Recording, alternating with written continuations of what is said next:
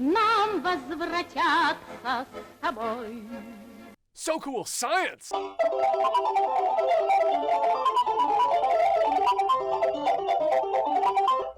How does the human voice make music?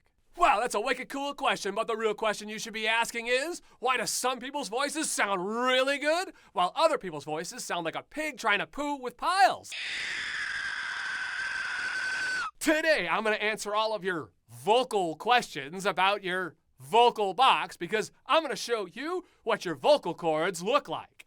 What does that remind you of? Whoa, so obviously I'm not going to show you your real vocal cords, but I am going to show you a wicked cool demonstration that you can do right at home that's going to show you how your vocal cords work. And of course, all you're going to need is an everyday common balloon. All right, so us guys usually have a much lower voice, while girls tend to have a much higher voice.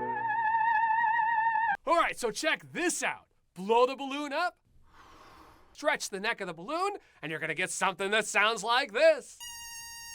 Here's the wicked cool thing. If you get really good at stretching the balloon just right, you can actually play musical sounds just like when you're singing.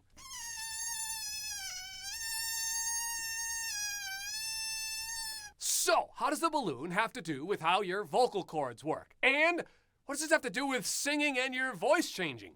Well, don't look at me. Take a closer look at this. The larynx sits at the top of the trachea and helps produce vocal sounds such as singing and your voice. The larynx is held open by a framework of cartilage plates. The thyroid cartilage bulges outward to form what's commonly known as the Adam's apple. The smaller cricoid cartilage makes up the rest of the larynx. Your vocal cords are white folds of mucous membrane that produce sound as air passes over them. The glottis is the narrow opening between the vocal cords. As a person inhales, the vocal cords swing outward towards the walls of the larynx. When voice sounds are ready to be produced, the vocal cords swing inward. Air pressure builds up. Air exhaled from the lungs passes over these cords, vibrating them, producing sound waves. High-pitched sounds are made when the vocal cords are stretched out tight.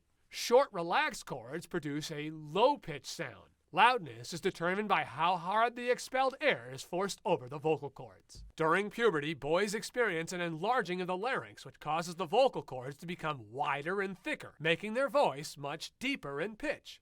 During the early stages of puberty, boys' voices crack. This is because the larynx is still growing and the vocal cords have not yet adjusted to the larger larynx. Believe it or not, girls' voices also change during puberty, slightly lowering in pitch. So now you know more about how your vocal cords work. You know, being able to see your vocal cords using a balloon is why science is the real voice.